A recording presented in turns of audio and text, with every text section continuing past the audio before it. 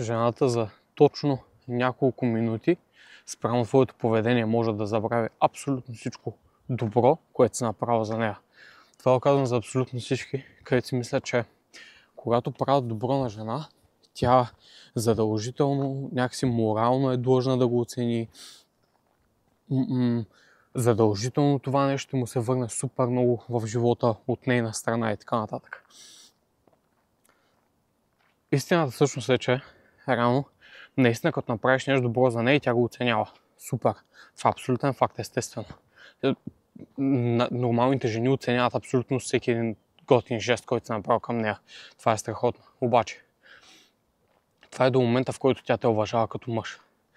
Защото има и доста мъже, които малко се увличат в това да правят подаръци, постоянно да правят жестове към нея и доста често и пренебрегват себе си, за да могат евентуално да стигнат до тези подаръци и да направят тези въпросните жестове. И какво става тогава?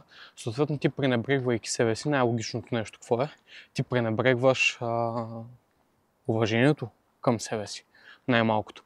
А познай какво става, когато ти сам пренебрегнеш уважението от теб самия към теб самия. Всички около тебе го усещат и няма как да те вземат на сериозно и съответно не те уважават. Също не става нещо по-различно с жената също. Тя спира да те уважава и всеки един добър жест, който си направил към нея, буквално изпарява се, няма никакво значение вече за нея. Ти просто за нея си един мъж, който не заслужава уважение. Тоест, какво искам да ти кажа с това видео, ако трябва да чуеш едно нещо от това цялото видео и да помислиш върху него. Това е, не ти казвам да не правиш подаръци на жената. Казвам ти никога да не загърбваш себе си за каквото и да било, освен за детето ти. Защото детето вече е, така кажем, стъпка в живота, но това е и друга тема, е стъпка в живота, която въпросното дете не е искало да бъде там.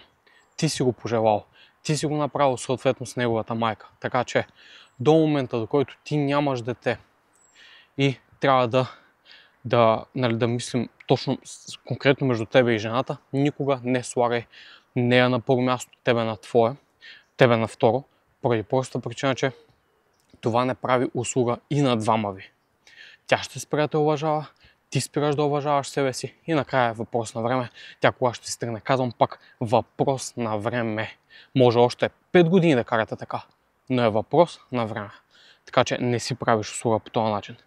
Може да поръчаш моят наръчник, върни се обратно, за да разбереш грешките, които си направил, когато някоя жена се е отдръпнала от тебе. Там съм описал много конкретно.